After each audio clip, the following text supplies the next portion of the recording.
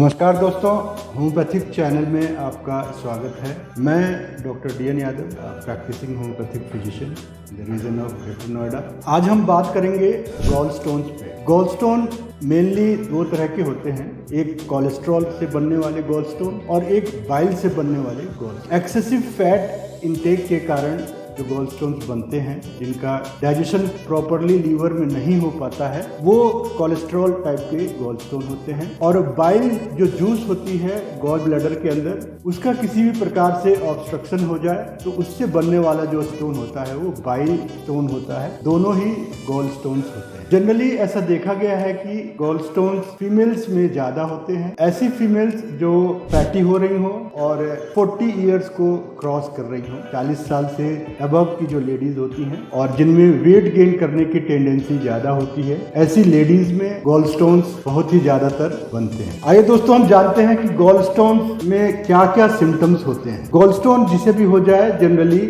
उन्हें excessive flatulence यानी gas की दिक्कत बनती है, एसिडिटी डेवलप होती है, नोजिया और वॉमिटिंग होती है और कभी कभी एक्सेसिव पेन के कारण फीवर भी डेवलप होता है। चेस्ट के रिब्स के नीचे राइट साइड में, जिसे हम राइट हाइपोकॉन्ड्रिया कहते हैं, वहां पे सीवियर पेन हो सकता है और वो पेन आपके पीठ की तरफ, आपके राइट साइड के स्कैपुला के नीचे इंफीरियर एंगल पे भी एक्सटेंड कर सकता है, यानी कि आपके दाहिने तरफ की रिब्स के नीचे से लेके पीठ की तरफ जो आपकी शोल्डर ब्लेड है उसके नीचे तक दर्द जाता है। गॉल स्टोन्स दोस्तों, ऐसा आपको देखने को मिला होगा, बहुत सारे लोग क्लेम करते हैं कि मैंने गॉल स्टोन का ट्रीटमेंट किया बिना सर्जरी के, गॉल स्टोन का ट्रीटमेंट। तो इस बात को नज़र रखते हुए आज हम बात करेंगे कि होम्योपैथी में गॉल स्टोन के ट्रीटमेंट का क्या स्कोप है और कैसे स्टोन्स होम्योपैथी में,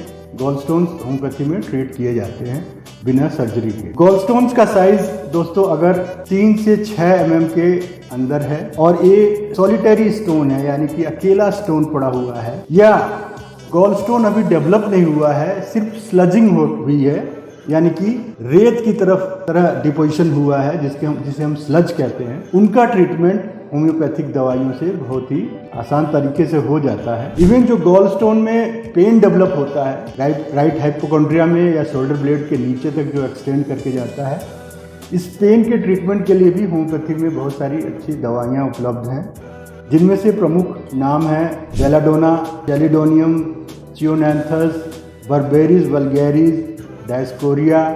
ये दवाइयाँ 3x या हायर पावर में 200, 1M, 10M में इस्तेमाल की जाती है। गॉल स्टोन्स में हमें सर्जरी में कब जाना चाहिए और सर्जिकल इंटरवेंशन की जरूरत हमें कब होती है, ये भी जानना बहुत जरूरी है। बहुत सारे क्वैक लोगों को आपने देखा होगा बातें करते हुए कि सर्तिया गॉल ब्लैडर स्टोन का इलाज करते हैं, तो ऐसा कोई सर्तिया इलाज नहीं होता और आप सभी को इस बारे में जागरूक रहना चाहिए कि अगर गॉल ब्लैडर में बहुत सारे मल्टीपल स्टोन्स हैं और गॉल ब्लैडर का जो माउथ है वो ब्लॉक हो रहा है इन स्टोन्स की वजह से, तो आपको सर्जरी के लिए जाना ही होगा। दवाइयों से उसका ट्रीटमेंट नहीं हो सकता है। या जो कॉमन बाइल डक्ट है उसमें स्टोन जाके कहीं फंस गया है, या पैंक्रियास के एम्पुला वेटर्स की तरफ भी जाके अगर गॉल स्टोन फंस रहा है, तो भी आपको सर्जिकल इंटरवेंशन की जरूरत होती है और सर्जरी करवा लेनी चाहिए ऐसे कंडीशन। दोस्तों, हमारी क्लिनिक्स में बहुत सारे ऐसे पेशेंट आते हैं जिनकी बहुत सारी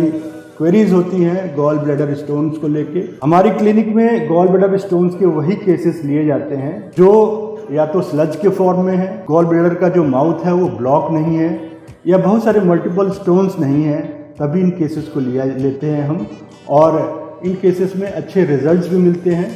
लेकिन कोई गारंटी के साथ इस बात को नहीं कहा जाता कि आपके गॉल ब्लैडर स्टोन को रिमूव कर दिया जाएगा। जनरली जो सक्सेसफुल रेट्स है हमारी क्लिनिक्स में या अभी तक के हमारे एक्सपीरियंस के हिसाब से, वो 3 mm से लेके 6 mm तक के स्टोन, या स्टोन अभी नहीं डेवलप हुआ हो, सिर्फ स्लजिंग हुई हो, तो गॉल ब्लैडर स्टोन अच्छी तरीके से होम्योपैथिक दवाइयों से ट्रीट किया जा सकता है। गॉल ब्लैडर स्टोन में मुख्यतः जो होम्योपैथिक दवाइयाँ इस्तेमाल होती हैं एक्यूट पेन के कंडीशन में भी या अदरवाइज भी क्रॉनिक स्टेट में भी, उन दवाइयों में mostly belladonna, chelidonium, chionanthus, natrum sulph, carduus mark, berberis vulgaris, dioscorea, ये कुछ दवाइयाँ ऐसी हैं जो मेनली यूज की जाती है। गॉल ब्लैडर स्टोन्स बहुत ही सीवियर नहीं होते, इनकी जो प्रोग्नोसिस होती है वो ठीक होती है, लेकिन कभी कभी नेग्लेक्ट करने के कारण कॉन्स्टेंटली जो इन्फ्लेमेशन बना रहता है गॉल ब्लैडर में,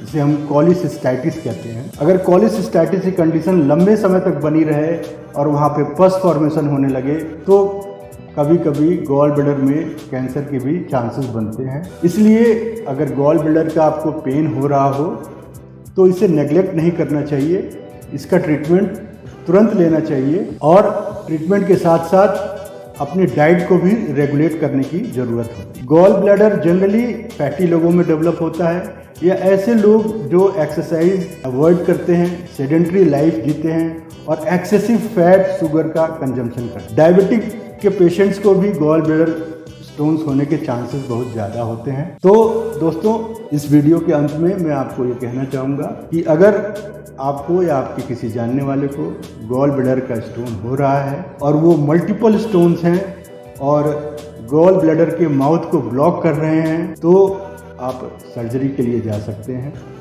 अगर स्टोन्स की साइज़ 3 से 6 mm तक की है और गॉल ब्लैडर का माउथ जो है ब्लॉक्ड नहीं है या सिर्फ स्लजिंग हो रही है तो आप होम्योपैथी में इसका ट्रीटमेंट ले सकते हैं और बहुत ही कम समय में इसका इलाज होम्योपैथी में संभव है। नमस्कार दोस्तों, आशा करता हूं आपको ये वीडियो पसंद आएगी और आप हमारे चैनल को लाइक और सब्सक्राइब करते रहेंगे और आने वाली वीडियोस के लिए आपको इससे रिलेटेड इन्फॉर्मेशन मिलते रहेंगे।